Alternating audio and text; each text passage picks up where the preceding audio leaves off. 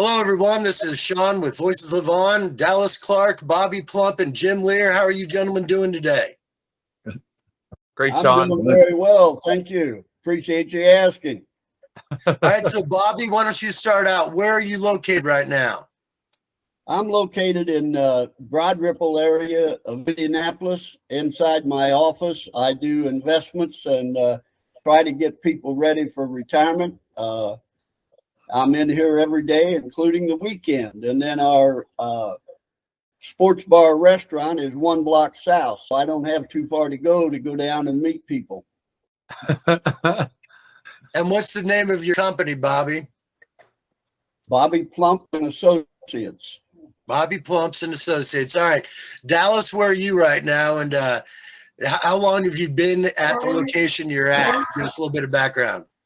I'm back home in Livermore, Iowa. We moved back shortly after retiring back in 14. Moved back to hometown, have 3 kids, and they're getting into the sports and all that world. And I'm an organic farmer back here, and have been doing that for 6 years now, and still learning. I never farmed growing up. I live in a farming community, but never put a seed in the ground. So it's been a wild trip learning that. I've enjoyed the heck out of that, but then also with most of my time of just trying to be a philanthropist and help kids and give back and try to get involved in any area I can to help people out. Okay. And Jim Lear, I've known you for a majority of my life. You're one of the biggest Colts fans and Indiana basketball fans. And if we look behind you, you actually have the Colts stadium and Bobby Knight throwing the chair. I do. Autographed Bobby Knight throwing the chair. Autographed. That's beautiful. That's awesome. All right, so we're gonna start this out with a little bit of just kind of overall career history. And for Dallas, we're going to start with you. So you were born on the 12th of 1979 in Sioux Falls, South Dakota. And why don't you tell me about your parents and your brothers? We were born, all of us were born in Sioux Falls. And then shortly when I was probably like 1, I think they all moved back home. They're all back in the Livermore Bode area, small towns here near Humboldt in Humboldt County. And so they moved back, and I don't remember Sioux Falls. Dan and Derek do, but I don't. And so I've always known Iowa, and so we grew up on a small town, graduated 32 kids. My both older brothers played collegiate ball. Dan paved the way. He played at Division III school, Simpson College, in Indianola, Iowa. Played baseball and football there. He was probably the most athletic out of all of us. He was just short. He was 6 foot. He just didn't. Derek, our middle brother, is a monster. He's 6'4" and just faster than fast, and just was a terror, and played linebacker at Iowa State. Those 2 were my heroes. I mean, I watched them growing up. And it was when I was watching Derek. Derek went to junior college first, and then signed with Iowa State. And I still remember that his very first Iowa State game is a night game against Wyoming. And I remember looking down on that field and being like, this is what I want to do. And I was a junior at the time, and still kind of loved baseball, loved basketball. I loved all sports. I football was, it was whatever sport it was is what I wanted to play. And so, but just watching that environment and watching my brother come out on that field, and just, oh man, I was like, I want to do that. And so I kind of put all my effort into playing football, and so my brothers, they're my role models, they're my heroes. They always have been, always will. And you always want to beat your brothers, and they get the best out of you. So just love those guys to death, and so much with so many other people on kind of paving the way for me. So who were the kind of some of your inspirations when you were in high school as far as for football, and what were some of the awards or statistics you had for high school itself? We're a small town. We're the smallest class. We're class A. I got 50 pointed twice my senior year. We stunk, and back that day, you got when the score was over 50 points, the game just ended, which I never. The first time it happened was like, I'm like, why are people? What's going on? I didn't even know that was a rule. So hard way to learn that rule. But yeah, we weren't very good, you know, and I played a linebacker, and quarterback, and my brother was a quarterback. Dan was a quarterback at college, and then Derek was a linebacker at Iowa State. And so I played both positions.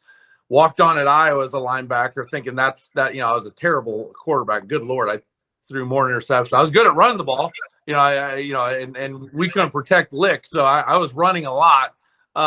But yeah, I mean, I tackled everything that moved and loved linebacker, loved, you know, just the physicalness of it, and but yeah, I played basketball, played football, track, and baseball, and I mean, I loved all those sports, and just, you know, played a small school where you could, you know, play all four sports. And so nowadays, you know, these poor kids have to, you know, pick, you know, by the time they go to daycare on what sport they're going to play. So, you know, it's a different world, that's for sure. And Bobby, I can't wait to hear you and how it even was before that time. So, I mean, this is an exciting time, and I can't wait to share some stories, because I have some stories that are going to kind of connect us all a little bit more than we might think. So I'm looking forward to it. But this is exciting, Sean. Thanks a lot. You got it. So just to give some overall awards and accomplishments, just to touch on these real quick before we jump to Bobby. You won the John Mackey Award for basically the best tight end in college in the United States.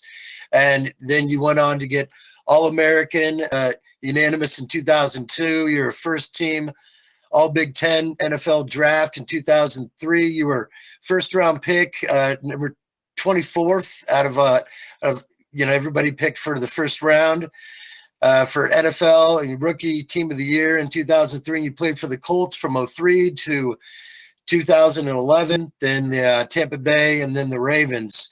And you've had total of 505 receptions, 5,665 yards, average of 11.2 yards per possession, which means first down pretty much every single time you touched it.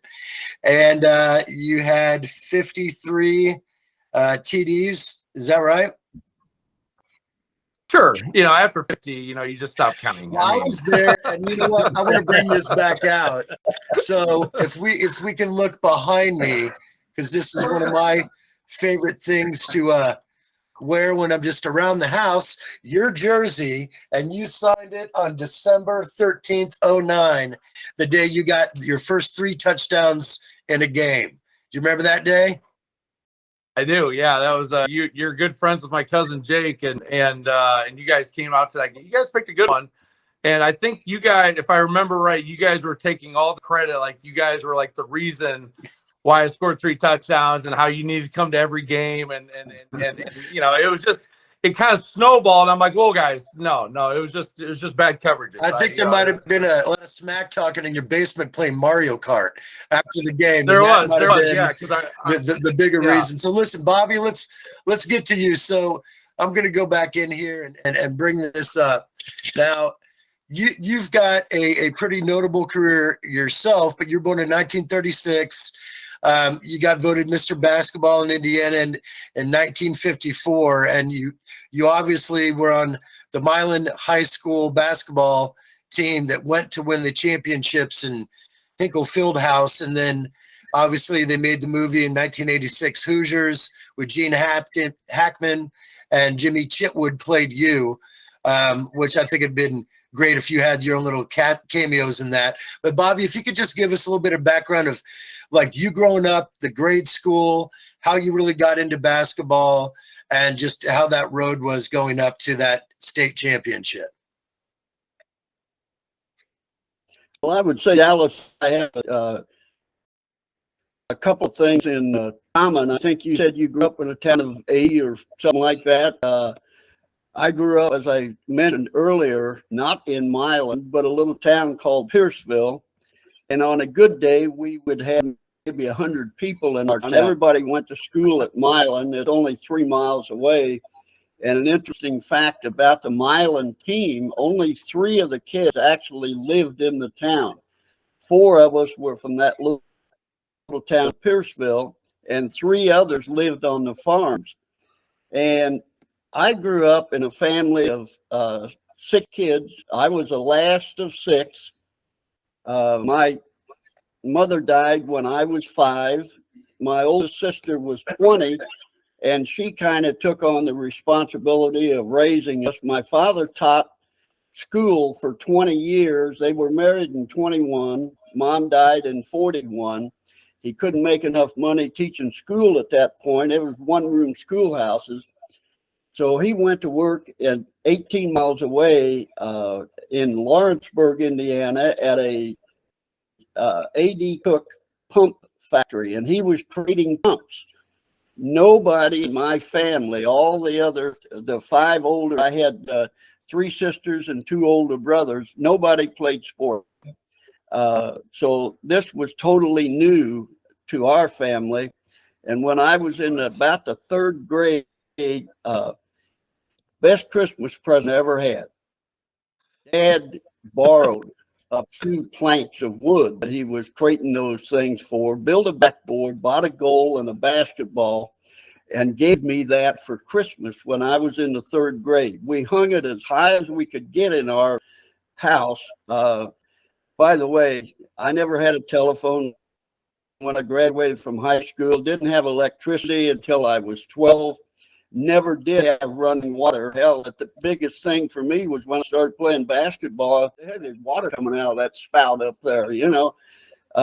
That's known as a shower. I didn't have any of that. So here he gives me this backboard goal, and we put it up about 9 feet on our smokes.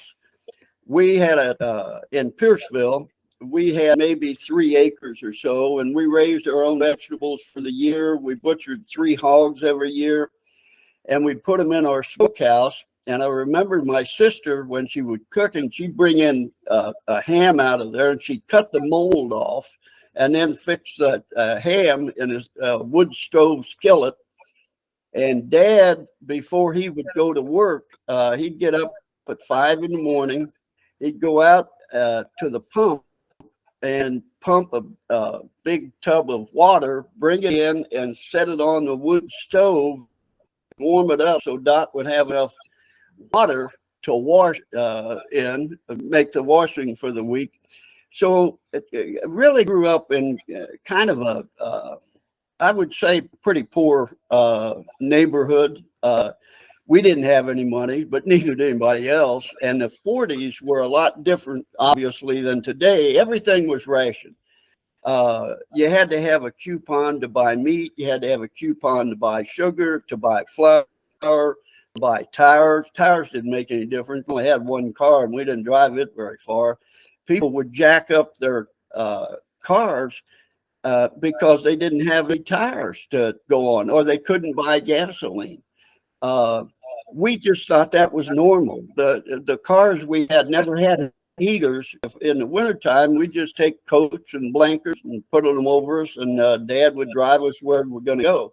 But back to the basketball. Here I am in my basketball, my goal, my backboard.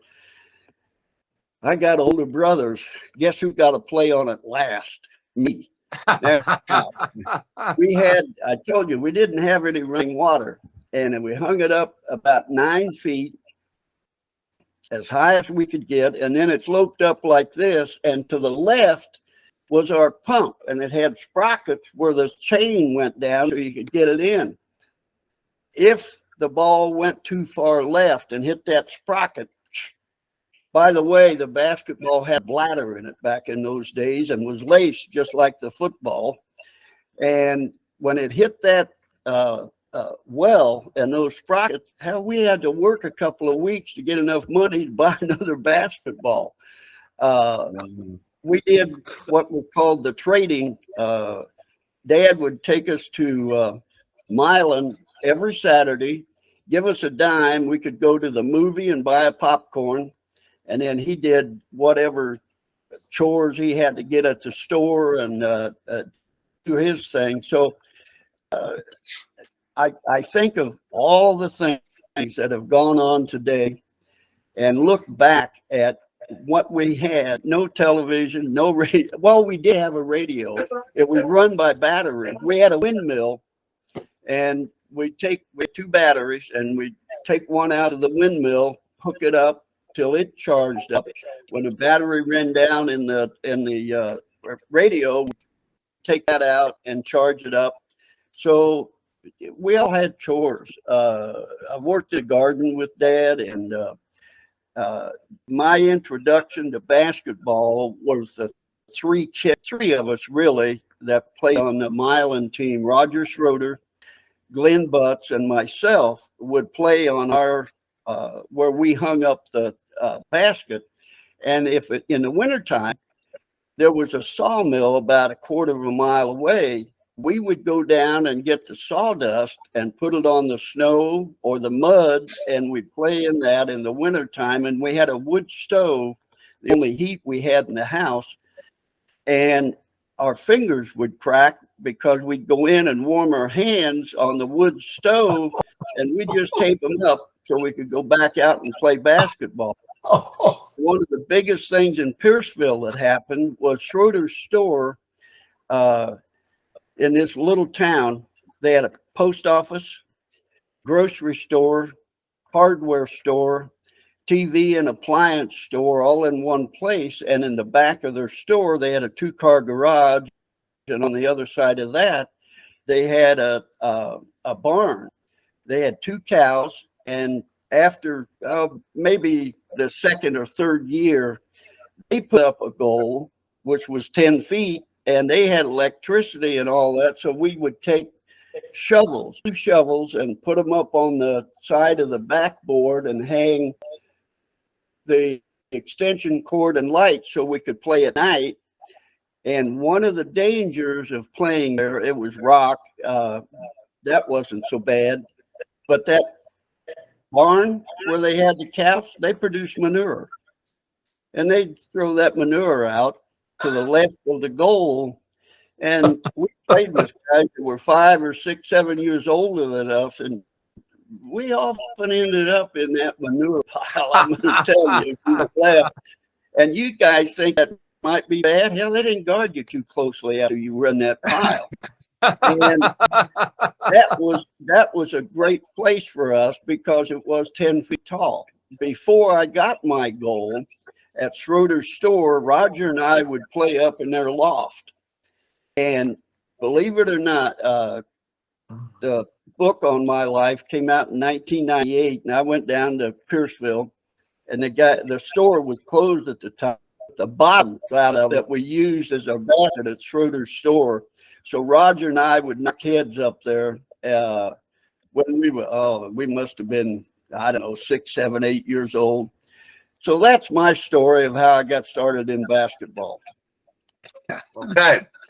All right. So I'm going to show a couple earlier shots here of Dallas back in the day. So this is you and your brothers and your mom. And what's your mom's name?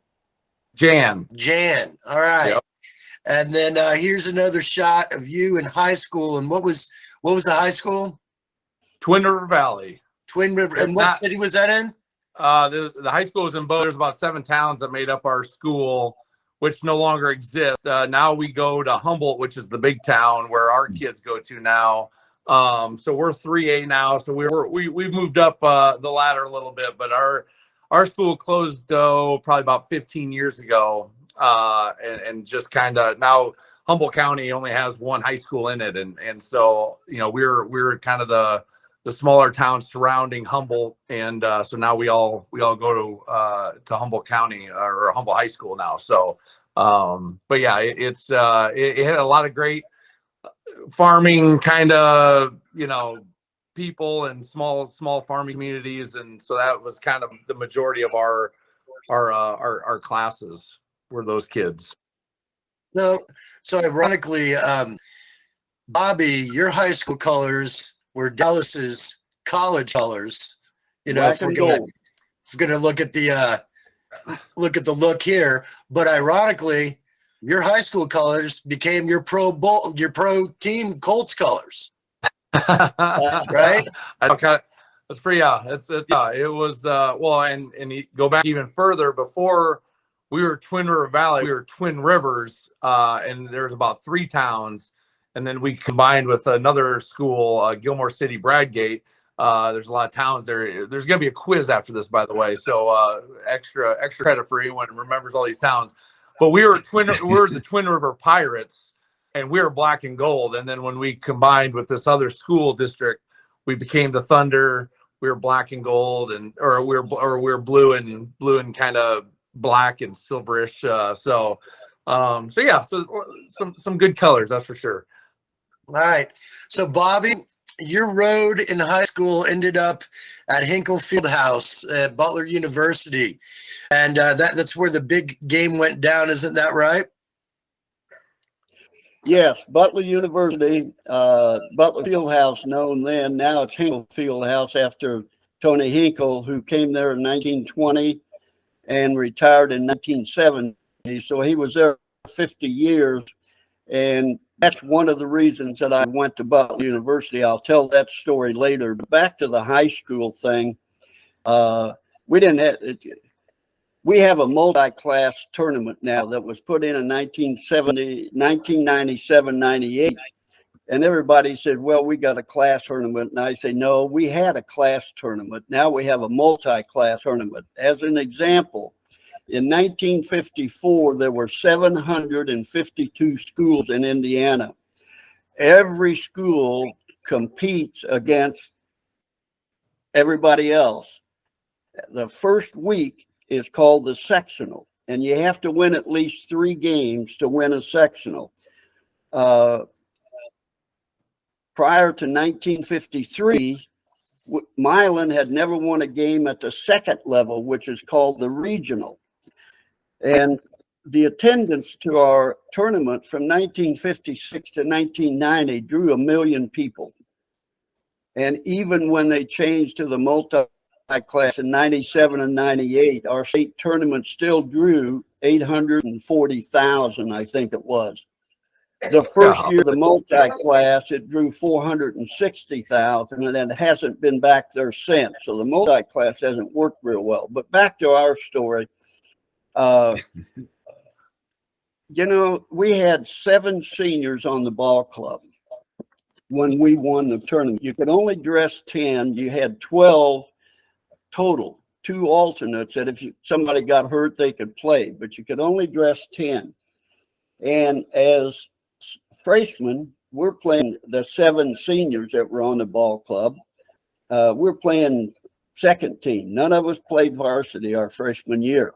Our sophomore year, we had a coach that we thought he was an old man. He might have been 50 years old. Mr. Grinstead was his name, and his nickname was Smart. And he was a good coach. And there were 7 seniors on his ball club in 1952, and 7 sophomores. We're playing second team, and 3 or 4 of us got a dress after the second team to the varsity. The second game we lost the first game in varsity. The second game of the season, we're playing in a county rivalry, Osgood, and we're down about 20 points at halftime. Mr. Grinstead comes in the dressing room and pointed to the 7 seniors and said, if you don't come back and make a game of this, I'm taking your uniforms. Now, you didn't do that in Indiana the second game of the season. We got beat 80-42. After the game, he draped 7 uniforms on his arm and kicked 7 seniors off the ball club. Man, What? That never happens. No way. 7 seniors, second game of the season, you're gone. Now, they brought the 2 best players back, the starting center and the starting guard. He moved the 7 sophomores up to the varsity and moved Bob Engel and myself to the starting 5. We won the next game. And the next game, which was 2 weeks later, we played this Osgood team. that beat us 80-42. We beat them by 12. Whoa. Wow. Wow. That created a little excitement. Now, before that, and then we went on and had the best season Milan had ever had. Go into the sectional, and I didn't go to this. I had the flu. They wouldn't let me get out of bed. I think I had 104-degree fever. 2 other guys had the flu, and a team that we had defeated during the season beat us in the sectional. So we're done. 7 of us are coming back. Everybody's excited. The superintendent, a month after the state tournament, fired the coach. You didn't do that either when you had a good coach and you had a good season. Here's Mr. Grinstead living in Milan. His wife had a beauty parlor in Milan.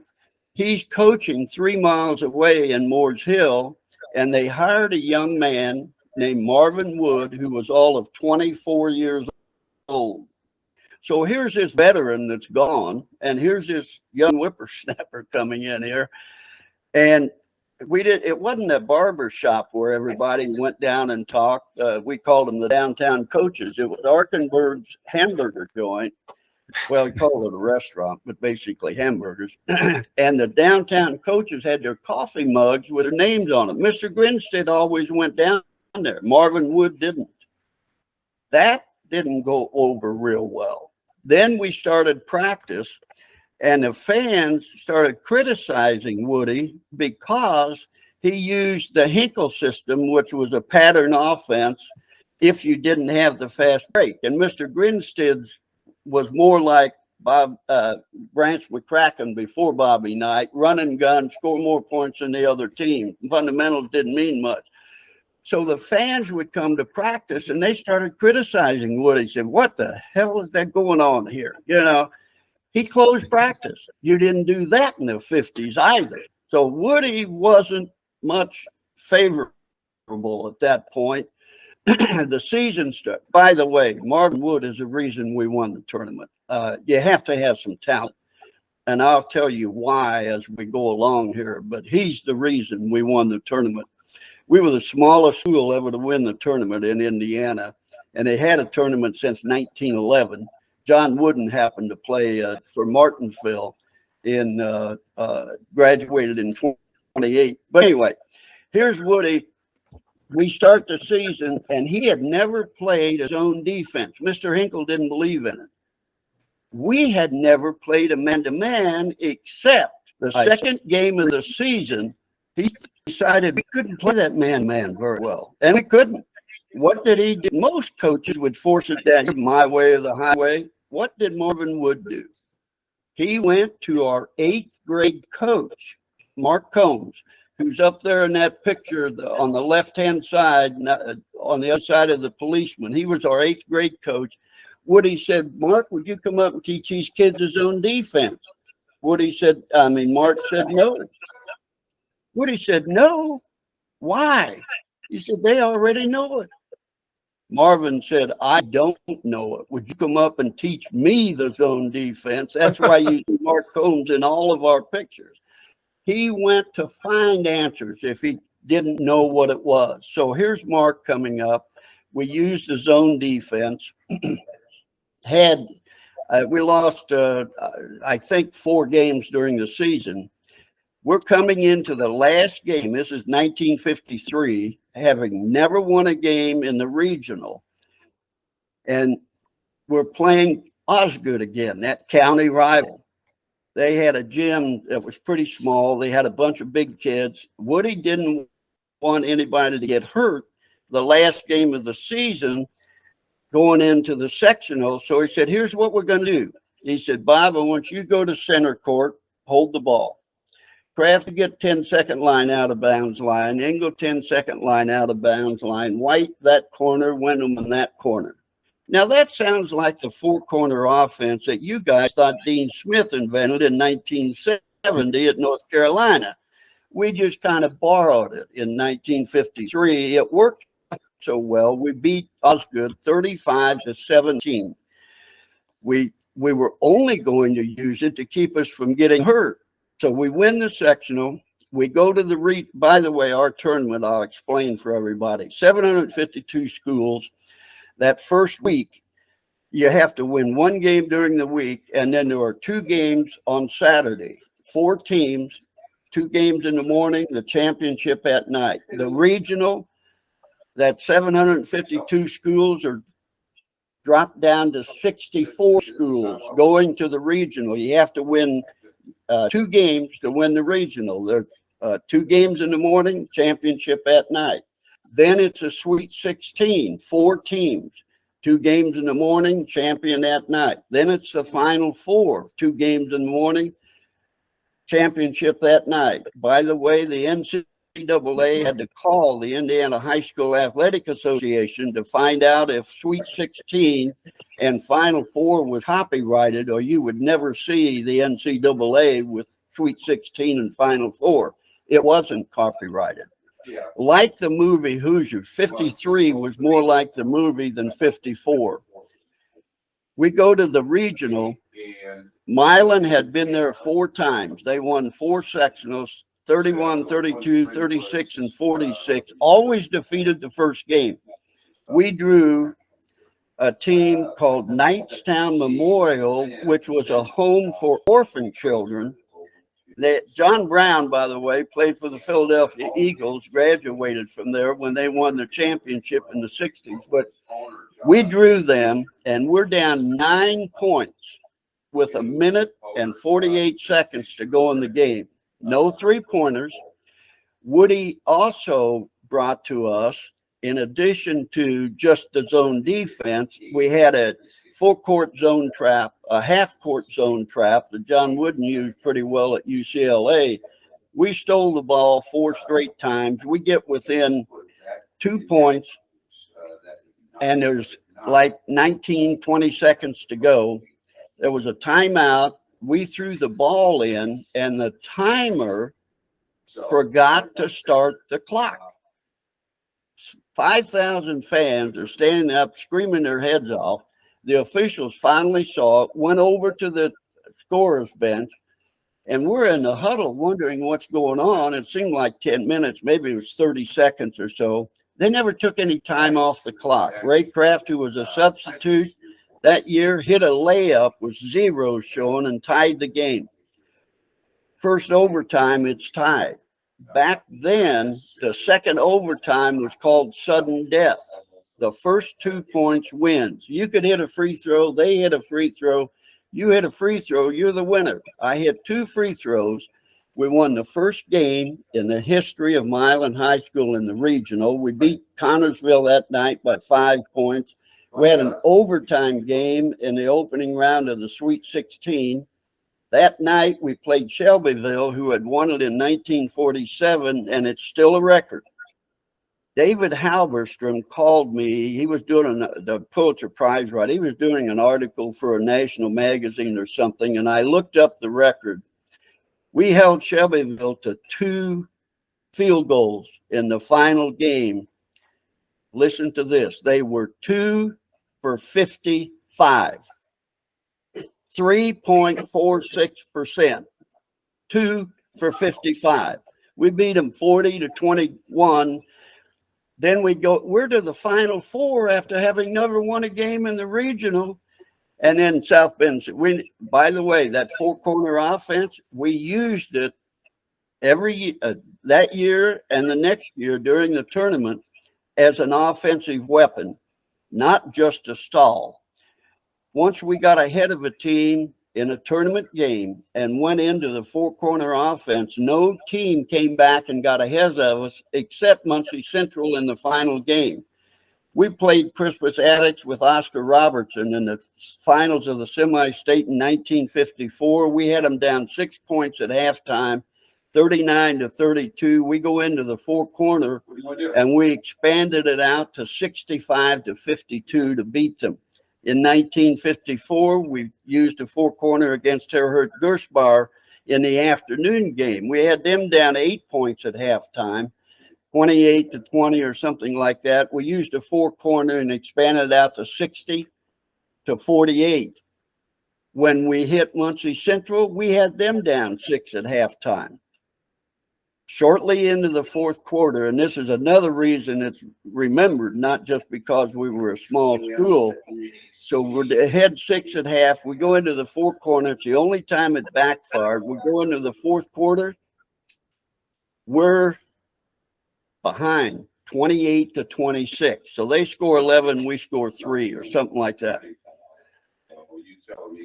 We go on into the final minutes of the game. By the way, that Muncie Central game was the worst game I played in 2 years of tournament play. In the Sweet 16, the first 3 games, I had 71 total points in 3 games. Against Muncie Central, I had 6 points going in until I scored the last 4. Again, we're behind 28-26. Ray Kraft hits a bucket. We're up 20. We tied 28-28. I hit 2 free throws. We're up 30-28. They score a bucket. It's 30-30. There's 18 seconds to go. We got the ball, called timeout, and unlike the movie, here's what happened. And if you follow the coach's instructions, everything comes out perfectly well. Woody said, here's what we're going to do. Kraft, you take it out and throw it to Bob, me. He said, Bob, you just dribble around till there are 5 or 6 seconds to go, and then you can drive all the way or stop and shoot your jump shot. Our starting center said, Woody, if we're going to do that, why don't we get on the left-hand side and clear that right side out? That's another thing that Woody did. He always took good suggestions. He said, that's what we'll do. I said, let's go over it again. He said, Ray, you take it out and throw it to Bob. Guess who took the ball out of bounds? I did. But it worked out because I got across the 10-second line. He threw the ball to me, and they let me stand there. There were 48 seconds to go, and they let that 18 seconds when I got the ball back, and they let me stand there, and I started to dribble to the left, went to the right, hit a jump shot, which is the 5th way in the Hinkle system, and we win 32-30. That night, we stayed in Indianapolis to show you the excitement that Indiana high school basketball had. We drive to Milan. Milan's 40 miles due west of Cincinnati. We drive to Milan from Indianapolis. A friend of mine was behind us 3 cars. He told his wife, now they're 9 miles away, I'm going to walk, you drive. He beat her to Milan. The state police estimated 30 to 40,000 people came to Milan, and they came from 5 states to greet us when we came home that day. And you know what we thought? Hell, look what happens when you win a state tournament. We didn't know that was a big deal. But think of that. He beat her walking 9 miles when she was driving. So that's some of the excitement that happened.